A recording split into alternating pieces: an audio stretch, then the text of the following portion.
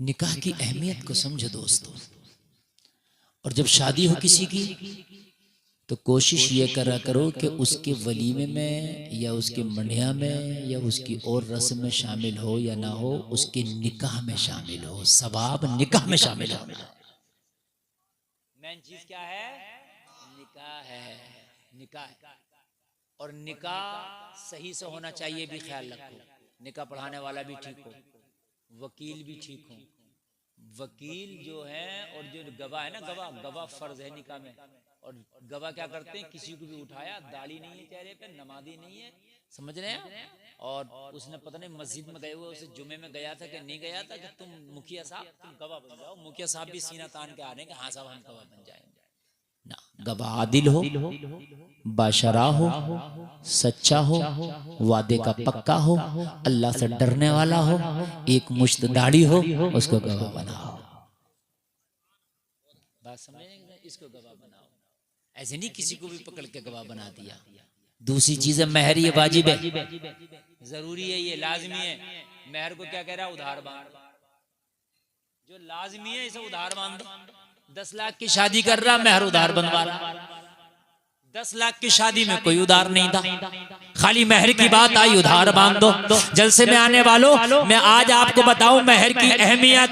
अल्लाह के रसूल ने जब अपनी बेटी हजरत फातिमातुज़ ज़हरा रज़ी अल्लाह तआला अन्हा का निकाह हजरत अली से फरमाने लगे, मेरे नबी ने मौला अली को बुलाया, बुला के फरमाया, अली फातिमा से निकाह होने वाला है, घर में तैयारियां क्या हैं? अर्ज करने लगे, या रसूल अल्लाह, गुर्बत का माहौल है, शाम का खा लिया सुबह का नहीं, सुबह का खा लिया शाम का नहीं। तो कहा फिर महर के हालात क्या है? कहा आका कुछ नहीं है, कोई इंतजाम नहीं है। मेरे नबी ने फरमाया खाने पीने की बात छोड़ो, मगर फातिमा के महर का इंतजाम करो। ये है महर। और यहाँ उधार बनवा रहे होते हैं कि बांध दो 50,000 उधार, बांध दो 1 लाख उधार। इसे पता है कि ना इसे देना ना इसे दिलवाना। महर का मकसद है देना। कर्जा लेके देने में नबी ने फरमाया जल्दी करो, कहीं मर न जाओ कर्जा लेके। कर्जा लेके देने में बहुत देर हो रही है। 1 हफ्ता कह के ले रहा, 1 साल हो गया आज तक न पटका है। दुकान पे से अगर उधार सौदा दे दिया तो फिर ये नकद भी गया, इसका नकद किसी और से लेगा, तेरी दुकान पे नहीं आएगा, ये गया ये। और अगर तू कहता है कि यार देना, तो कहता मैं बाकीपुर छोड़ के भाग रहा हूं क्या? मौत आएगी, तू तो ऐसा भागेगा, रुकेगा भी है कि नहीं है? शादी का वक्त आया तो जोड़े नहीं मिल रहे, जोड़े नहीं मिल रहे। अब हिसाब किताब लगा रहा, हर चीज देख रहा। अच्छा मियाँ मुझे तो ऐसा लग रहा, मेरी बातें तो कभी ऐसी होती है ना, कड़वी तो होती है, हकीकत होती है। अभी तो मुझे ऐसा लग रहा, रंग देख रहे हैं, हाइट देख रहे हैं, बाल देख रहे हैं, नाक देख रहे हैं, आंख देख रहे हैं, कान देख रहे हैं, रंग देख रहे हैं, रोगन देख रहे हैं, माल देख रहे हैं, दौलत देख रहे हैं, सब चीज देखी जा रही है। नहीं, कुछ दिन के बाद होगा कि एक अल्ट्रासाउंड रिपोर्ट भी दो, अंदरूनी तो कोई कमी नहीं है। ये भी होने वाला है। और ये अब नहीं, ये 10 साल के बाद हो, 20 साल के बाद, मेरे जुमले याद रखना, ये होने वाला है कि 1 ब्लड की रिपोर्ट चाहिए और 1 अल्ट्रासाउंड रिपोर्ट चाहिए।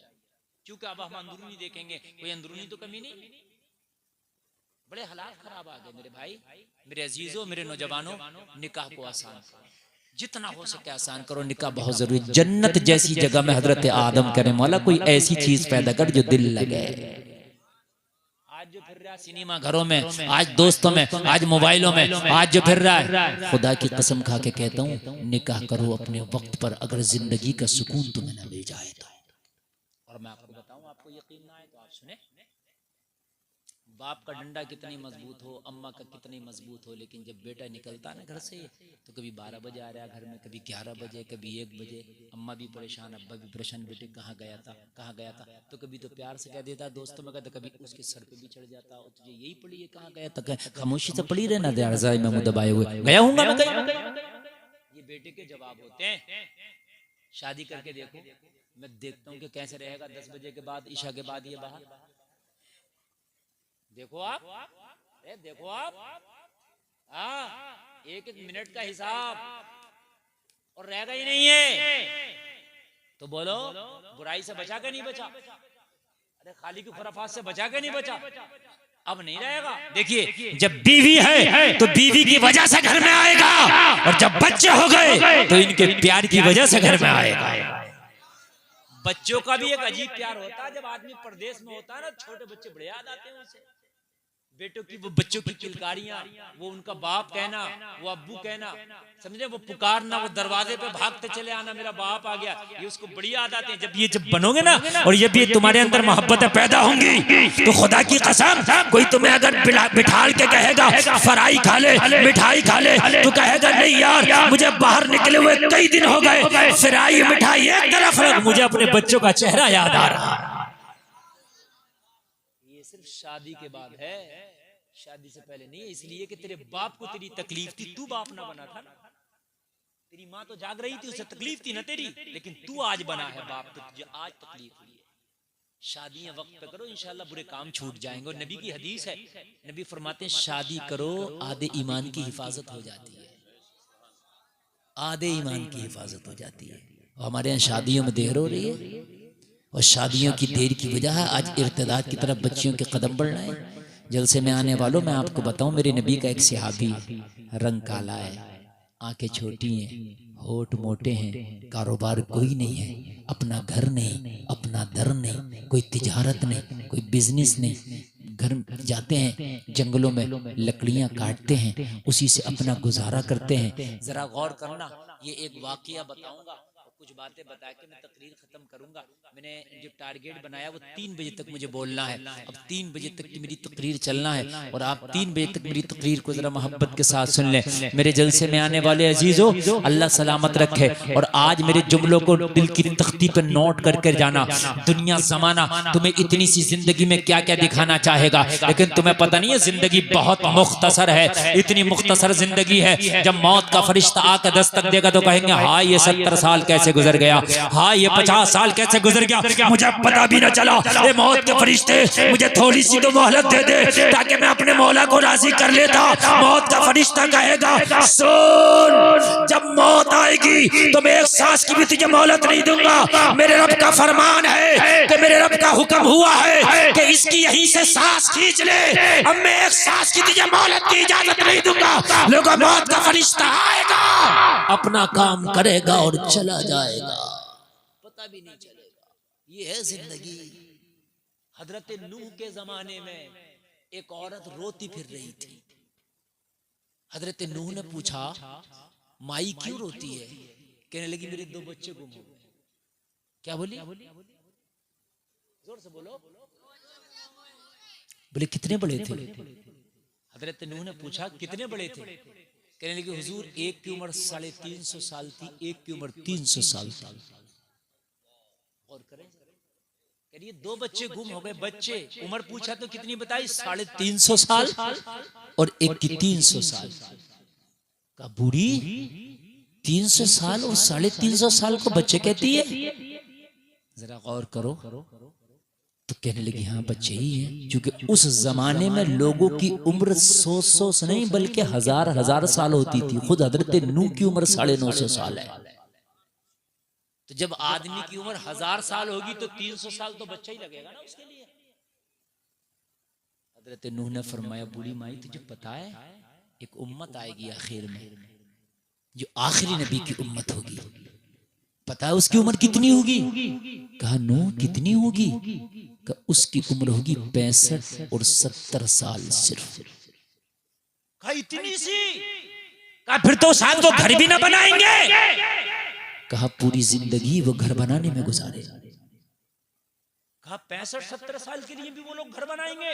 कहा उनकी जिंदगी घरों की जस्तजू में गुजरेगी। ये घर ऐसा हो, वो घर ऐसा हो, यहाँ घर ऐसा हो, वहाँ मकान ऐसा हो। जलसे में आने वालों जिनकी जिंदगियां 900 साल की हुई, 1000 साल की हुई, उन्होंने घरों पे तवज्जो नहीं दी, बल्कि कब्र वाला घर अच्छा हो इस पे ज्यादा तवज्जो दी है। इस पर खास तवज्जो दी। मेरे नबी ने फरमाया उस सहाबी से जो होठ मोटे हैं, रंग काला, आंखें छोटी, कारोबार कुछ नहीं, अपना घर नहीं, लकड़ी काट के पेट भरता। का मेरे सहाबी शादी कर लेना। अर्ज किया रसूल मुझसे कौन शादी करेगा? काला कलूटा हूँ आका, मेरे पास न रंग है आका, न रोगन है, न माल है, न दौलत है, न कारोबार है, न बिजनेस है, न तिजारत है, कुछ नहीं आका, कौन करेगा? नबी ने फरमाया तुझसे शादी मदीने का एक अमीर अपनी बेटी से करेगा। आका अमीर, मैं तो गरीब की बेटी से भी राजी हूँ। नबी ने फरमाया जाना फला अमीर के दरवाजे पे जाके हाथ मांगना और कह देना तेरी बेटी का रिश्ता मोहम्मदुर रसूलुल्लाह का हुक्म है, मैं मांगने आया हूँ। अमीर है और ये पहुंच गया चौखट पे उसकी, और पहुंच करके दस्तक भी लगा दी, और जब दस्तक लगा दी निकल के आया, क्यों? कहने लगा मैं रिश्ता मांगने आया हूँ। रिश्ता मांगने? तेरे जैसे तो मेरे यहाँ काम भी नहीं कर, तो रिश्ते की बात कर रहा। कहने लगा मेरी तो औकात नहीं है मैं मांगने आ जाऊं, मेरी क्या औकात, मैं तो डर की वजह से ना हूं, भेजने वाला मोहम्मद अरबी है। जरा और जोर से बोलो यार। आए हाय, नींद तो नहीं आ रही ना? माशाल्लाह, बहुत अच्छा सुन रहे हैं आप। हाँ बस थोड़ी देर जरा सुन लें आप, बहुत अच्छा सुन रहे हैं माशाल्लाह। कहने लगा आका मेरी तो हिम्मत नहीं, कहा मैं भेज रहा हूँ, कहा मेरी हिम्मत नहीं थी मैं आता, लेकिन भेजने वाला कौन है? नाम सुन ले, कहा कौन है? कहा आमिना कलाल मोहम्मदुर रसूलुल्लाह है। अब बता वापस जाऊं कि रिश्ता कबूल करता है? कहने लगा रुक जा यार, मशवरा कर, तुझे भेजने वाला बहुत बड़ा है। और बेटी से भी पूछ, एक बात मैं आपको बता रहा हूँ, यह मसले के तौर पर, रिश्ता जब किया करो ना अपने घर की बच्चियों का, तो जहां लड़कों से पूछते हो तेरा रिश्ता वहां करना चाहते हैं, वहां बेटियों से भी पूछा करो। ऐसा नहीं है कि बेटियों से बगैर पूछे रिश्ता कर देते हो, इनका भी हक है, शरीयत ने इजाजत दी, इनसे भी पूछो। चाहे आप न पूछ सको, घर की खवातीन के जरिए पूछवा लो, और अगर ये नाम सुन के खामोश भी हो जाए ना तो रजामंदी समझ लो। असुकूत कर रज़ा, अगर कोई खामोश है तो समझ लो उसकी रजामंदी है, लेकिन मालूम जरूर किया करो। एक तरफा चाल नहीं होना चाहिए कि लड़के से तो खूब पूछा जा रहा, लड़की से नहीं पूछा जा रहा, रजामंदी होना चाहिए। कहा मैं बेटी से पूछ लूं, कहा जा, ये इंतजार में है। घर गया, कहने लगा रिश्ता आया। बेटी के माने कि इतनी जल्दी आया है, उससे कह दो इतनी जल्दी हमने नहीं करना, हमारी एक बेटी है, इसको बड़े नाज और न्याम के साथ हमने पाला है, हम इसकी शादी बड़ी धूमधाम से करेंगे, बड़ी आन बान शान से करेंगे, इसकी शादी ऐसे कैसे कर दे, किसी के हाथ में हाथ कैसे दे दे। कहा वो तो मैंने भी कहा था, मैंने भी मना कर दिया था, मगर रोक के इसलिए आया हूँ, जो आने वाला आया है अपनी मर्जी से नहीं आया, भेजने वाला मोहम्मद का भेजा आया। अब बता क्या करें? तो माँ ने कहा फिर एक काम न कर, मेरी तो इजाजत है, मोहम्मद का भेजा आया तो बेटी से और पूछ ली। हाय हाय सुभान अल्लाह, बेटी से पूछा, कुर्बान जाए यार, लाजवाब बेटी है, सुभान अल्लाह। बेटी हो तो ऐसी हो। कहने लगी बेटी रिश्ता आया। कहने लगा बाप कैसा आया? कब वो छोड़ कैसा आया? वो अगर बताऊंगा तो पता नहीं तुझे क्या समझ में आए कि नहीं। भाई इतना पूछ ले कि भेजा किसने? कहा किसने भेजा? कि रिश्ता भेजने वाला कोई और नहीं, नबियों का सरदार तेरा और मेरा आका है। सुभान अल्लाह, सुभान अल्लाह। तो बेटी ने जवाब दिया, मैंने देखना नहीं है लड़का कैसा, मैंने देखना नहीं है कारोबार क्या, मैंने देखना नहीं है उसका घर क्या, मैंने देखना नहीं है उसका बार क्या, जो हो वो हो, अल्लाह के रसूल ने भेजा तो कबूल कर लिया जाए, कबूल कर लिया जाए। कहा बेटी कबूल भी इतनी जल्दी? पहले परख लो। कहा नहीं नहीं कबूल कर लो, कहीं देर ना हो जाए, रिश्ता कहीं रह ना जाए। कहा बेटी बिना देखे तो जवाब सुनो यार, ईमान ताजा हो जाएगा। कहने लगी ओ बाप, अब जो रिश्ता कर रही हूँ वो चेहरे पे नहीं कर रही हूँ, अब जो रिश्ता कर रही हूँ माल और दौलत पे नहीं किया जा रहा, बल्कि कयामत के दिन जब बीवियों को लाया जाएगा, शोहरों को लाया जाएगा, उनके रिश्ता कराने वालों को लाया जाएगा, सबका नाम आया माल खोला जाएगा। मौला इसकी बीवी ये है, रिश्ता कराने वाला फला है, इसका शोहर ये है, रिश्ता कराने वाला फला है। जब मुझे पेश किया जाएगा तो फरिश्ते कहेंगे मौला इसका शोहर ये है और रिश्ता करने वाला मोहम्मदुर रसूलुल्लाह है। तो बस मेरे लिए तो यही फख्र की बात है, मेरे लिए तो यही कमाल की बात है, बस मेरे लिए तो यही बड़ी बात होगी। इसलिए मैंने रिश्ते को नहीं देखना है कि कौन लाया, ही देखना भेजा किसने। रिश्ते जब आया करें, माली एतबार से अगर कमजोर हो तो उनको आमाल के एतबार से तोला करो कि हसब व नसब तो ठीक है, चालो चलन तो ठीक है, बस दीनदार तो है, ये चीजें अगर मिल जाएं तो दूसरी चीजें अगर हल्की भी हैं तो उन पर आप राजी हो जाओ और अल्लाह की रजा में राजी हो जाओ, छोड़ दो, अल्लाह ताला बरकतें अता फरमाएगा। का मौला हजरत आदम ने कहा मौला जन्नत तो अच्छी है, लाजवाब है, मगर कुछ ऐसा सामान पैदा कर जो दिल को सुकून मिले। काय को सुकून मिले? दिल को सुकून मिले। तो कान खोल करके सुनो। अब दिल का सुकून अगर आप चाहते हो तो आपको सिनेमा घरों में नहीं मिलेगा, दिल का सुकून आपको दुनिया के बाजारों में नहीं मिलेगा, बल्कि निकाह में मिलेगा। और निकाह के अलावा जो ये मसले हैं, फ्रेंडशिप, दोस्ती, पोस्ती, ये सब तबाही और बर्बादी है। इसमें सुकून नहीं, इसमें एक नंबर की बर्बादी है। कान खोल करके सुन ले। निकाह एक ऐसी चीज है जो प्यारे आका ने बड़ा प्यारा रिश्ता बना दिया है। हजरत आदम की बाईं पसली से हजरत हव्वा को पैदा कर दिया, और पैदा करने के बाद में जन्नत में दोनों की शादी। सुभान दोनों। अब एक नुक्ते की बात, पॉइंट नोट करें।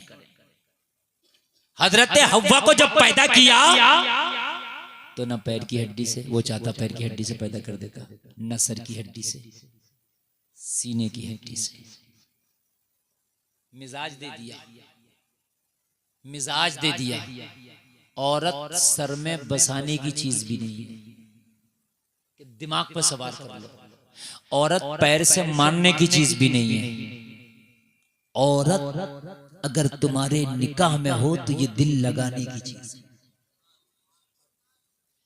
और दरमियानी चाल चलने की, यानी न सर पे आप बिठाना है और न पैरों में कुछ चलना है। मयाना रंग इख्तियार करेंगे। और टेढ़ी पसली से पैदा, ये याद है। अगर सीधे तुम इसे करना चाहोगे तो टूट जाएगी, मगर सीधा ना हो सकेगी। बड़े बड़े बादशाह से सीधा कर सके, बड़े बड़े सूरमा ना सीधा कर सके, जिनके नामों से ना बड़े बड़े बाहर कांपते, अंदर आके वो कांपते हैं। इसलिए याद रखना, अल्लाह ही सीधा करेगा। दुआ के जरिए सीधा हो सकती है। आप चाहो कि मेरे रोबो दबदबे के जरिए सीधा हो जाए तो बड़े बड़े अच्छे यारा नाच नचा के तुझे पता नहीं है, टेढ़ी पसली से पैदा बेटा, अगर टेढ़ा ना कर देगी तो नाम नहीं है। हाँ, जिंदगी कटती है कोर्ट और कचहरी में, फिर कहता माना फंस गया। मैं फंस नहीं गया, फंसा तो खुद है। जब जाल लगा रहा था तब नहीं दिख रहा था मैं फंस जाऊंगा। जब जाल तेरा लग रहा था तब नहीं दिख रहा था कि मैं फंस जाऊंगा। मैं कहां जा रहा हूं? अब कह रहा मैं फंस गया। शादी हुई थी तो छोटा भैया भी पटाखे की पेटी लेकर छत पे चढ़ा हुआ था, नहीं सुनने लगी। मेरी बात गलत नहीं है? छोटा भैया भी, समझ रहे हैं आप? फिर तो हाल ये थे कि मां तेरे से मेरा आ गया था। और जब आई है, जब इन्होंने टेढ़ी पसली वाली दिखाई है, अब सब परेशान है, सबकी हालत खराब है। अब कह रहे हैं कि हजरत क्या करें, बहुत सीधी न चल रही। तो हमने कहा सीधा तो तू भी नहीं चला था भाई। जाहिर सी बात है, जो बोगे यार वो काटोगे, जाहिर सी बात है। जैसा बोना वैसा काटना, बीज जो डालोगे वही फसलें उसकी उगा करती हैं। जलसे में आने वाला होना ये चाहिए। अगर निकाह है तो दूल्हा को चाहिए कि वो शुक्राने के नफल अदा करे, दुल्हन को चाहिए शुक्राने के नफल अदा करे, वालिदैन शुक्राने के नफल अदा करे, भाई और बहनें शुक्राने के नफल अदा करे। और दुआ करें मौला, जो हमारे घर में दुल्हन बन के आ रही है, हमारे लिए अजनबिया है, हम उसे जानते नहीं है मौला, हमने पहचाना नहीं है, लेकिन मौला तू उसके कदम हमारे लिए बाबरकत कर देना। मौला हमारी फैमिली के लिए रहमत बना देना। या अल्लाह हमारे घर में उसका आना मुबारक कर देना। या अल्लाह अगर उसके अंदर कोई टेढ़ापन है तो अपनी रहमत से सीधा कर देना। उसके आने से हमारे घर में बहारें अता फरमा दे। तो इंशाअल्लाह बहारों का मौसम, इंशाअल्लाह बहारों का मौसम, बहारों का मौसम यार हम खुद खत्म कर देते हैं। मौसम खिजा में मेरे अजीजों बड़ा देखा गया है कि जब शादी का दिन आता है ना, तो वो हराम खोरियां हमारी शादियों में हो रही हैं। वो हराम खोरियां शादियों में हो रही हैं कि शादी के नाम पे जूता चुराई का जो है हक दिलाया जा रहा है। बताओ, सुन्नत में और चोरी। अरे नबी की सुन्नत है निकाह करना, और उसमें चोरी का क्या वो था, मगर उसमें हक दिलाया जा रहा है कि चोरनी का भी हक दो, चोर का भी हक दो। मेरे अजीजों, शादी करो क्या ना मैं सुन्नत रसूल के मुताबिक करूंगा, ना मैं जूता चुराई की रस्म को मानूंगा और ना मैं दूसरी गलत रस्मों को मानूंगा। हाँ, अगर कोई जायज मामला है, कोई सवाब का मामला है तो अल्हम्दुलिल्लाह उसमें पीछे नहीं हटूंगा। उसमें नहीं पीछा। इन बातों का आप ख्याल में रखें भाई। तो हजरत आदम से हजरत हव्वा को पैदा कर दिया और निकाह भी करा दिया। बेटे थोड़ी देर हाँ 9 मिनट हो रहे तो मोहब्बत से सुन लें आप जरा। हाँ आप बिल्कुल बात ना करें। अगर आप बात करेंगे ना तो फिर समझ लीजिए कि जो तकरीर का रंग चल रहा है ना वो फीका पड़ जाता है। निकाह की अहमियत को समझो दोस्तों। और जब शादी हो किसी की तो कोशिश ये करा करो कि उसके वलीमे में या उसके मंडिया में या उसकी और रस्म में शामिल हो या ना हो, उसके निकाह में शामिल हो। सवाब निकाह में शामिल होना है। मेन चीज क्या है? निकाह है। निकाह और निकाह सही से होना चाहिए भी ख्याल रखो। निकाह पढ़ाने वाला भी ठीक हो, वकील भी ठीक हो। वकील जो है और जो गवाह है ना, गवाह फर्ज है निकाह में। और गवाह क्या करते हैं, किसी को भी उठाया, दाढ़ी नहीं है चेहरे पे, नमाजी नहीं है, समझ रहे हैं, और उसने पता नहीं मस्जिद में गए हुए उसे जुमे में गया था कि नहीं गया था कि तुम मुखिया साहब तुम गवाह बन जाओ। मुखिया साहब भी सीना तान के आ रहे हैं कि हाँ साहब हम गवाह बन जाएंगे ना। गवाह आदिल हो, बाशरा हो, सच्चा हो, वादे का पक्का हो, अल्लाह से डरने वाला हो, एक मुश्त दाढ़ी हो, उसको गवाह बनाओ। बात समझेंगे? इसको गवाह बनाओ। ऐसे नहीं किसी को भी पकड़ के गवाह बना दिया। दूसरी चीज है महर, ये वाजिब है, जरूरी है, ये लाजमी है। महर को क्या कह रहा है? उधार बांध। जो लाजमी है इसे उधार बांध दो। 10 लाख की शादी कर रहा, महर उधार बनवा रहा। 10 लाख की शादी में कोई उधार नहीं था, खाली महर की बात आई, उधार बांध दो। जलसे में आने वालों, मैं आज आपको बताऊं महर की अहमियत। अल्लाह के रसूल ने जब अपनी बेटी हजरत फातिमा ज़हरा रज़ी अल्लाह तआला अन्हा का निकाह हजरत अली से फरमाने लगे, मेरे नबी ने मौला अली को बुलाया, बुला के फरमाया अली फातिमा से निकाह होने वाला है, घर में तैयारियां क्या हैं? अर्ज करने लगे या रसूल अल्लाह गुर्बत का माहौल है, शाम का खा लिया सुबह का नहीं, सुबह का खा लिया शाम का नहीं। तो कहा फिर महर के हालात क्या है? कहा आका कुछ नहीं है, कोई इंतजाम नहीं है। मेरे नबी ने फरमाया खाने पीने की बात छोड़ो, मगर फातिमा के महर का इंतजाम करो। ये है महर। और यहाँ उधार बनवा रहे होते हैं कि बांध दो 50,000 उधार, बांध दो 1 लाख उधार। इसे पता है कि ना इसे देना ना इसे दिलवाना। महर का मकसद है देना। महर नकद दिया, उधार बांधने से बचो, मर गए तो बीवी का कर्जा जाएगा। और जब 10 लाख की हम शादी कर रहे हैं, लाखों का जेवर बना रहे हैं, लाखों का खाना खर्च कर रहे हैं, लाखों के सारे काम कर रहे हैं, तो भाई हम महर नकद क्यों नहीं बांधेंगे? ये वाजिब है, लाजमी है। इसी को कहते हैं उधार बांध दो ना। नकद हस्बे हैसियत, जो हैसियत है उसके मुताबिक। कहा अली महर का इंतजाम करो। अर्ज किया आका मेरे पास तो कुछ नहीं। नबी ने फरमाया फिर घर में क्या? अर्ज किया रसूल एक जिरा है, मैं जिसे पहन के जंग करता हूँ। जिरा जिसको पहन के लोहे की जंजीर की होती थी, उसको पहन के जंग किया जाता था। आका जिरा है जिसे पहन के मैं जंग करता हूँ। मेरे नबी ने फरमाया फिर उसी को फरोख्त कर दो, मगर फातिमा के महर का इंतजाम करो।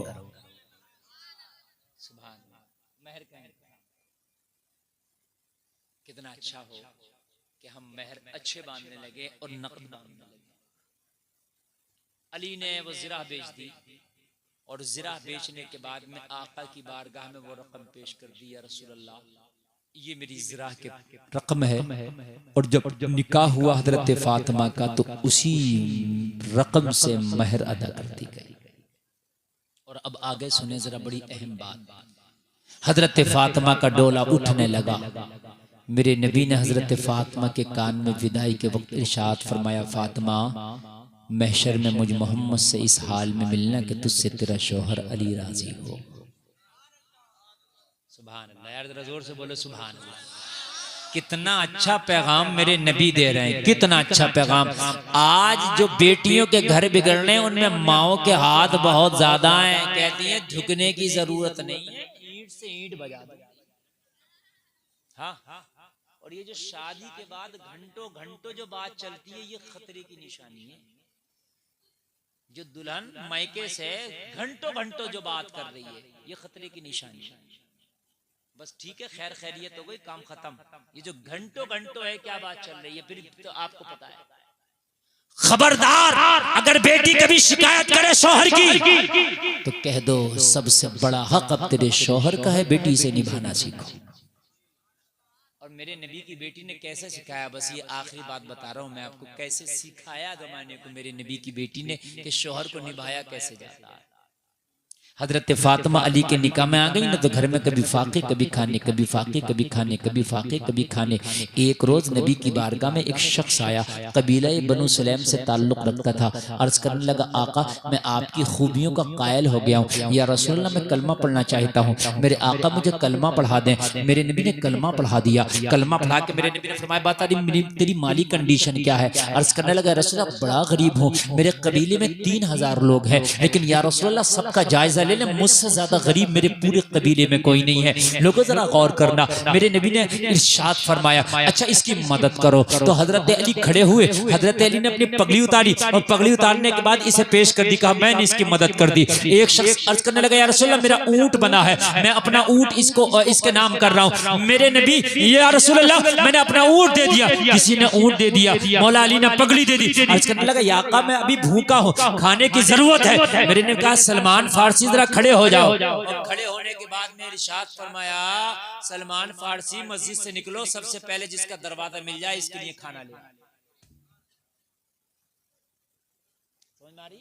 जो जाने जाने दो, कोई बात नहीं, टाइम काफी हो गया ना, ये लोग अब तक रुक गए। हाँ ये बड़ी बात, बस तो ये 5 मिनट की मेरी तकरीर है, बस 5 मिनट की तकरीर आप सुन लें। कहा सलमान फारसी जिसका दरवाजा पहले खुले मले, वहां से खाना लाओ। सलमान फारसी निकले, सबसे पहले हजरत फातिमा का दरवाजा खुला मिल गया। हाय हाय सुभान अल्लाह, दरवाजा खटखटा दिया।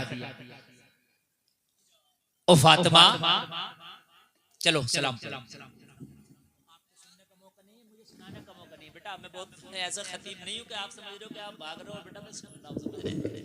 हाँ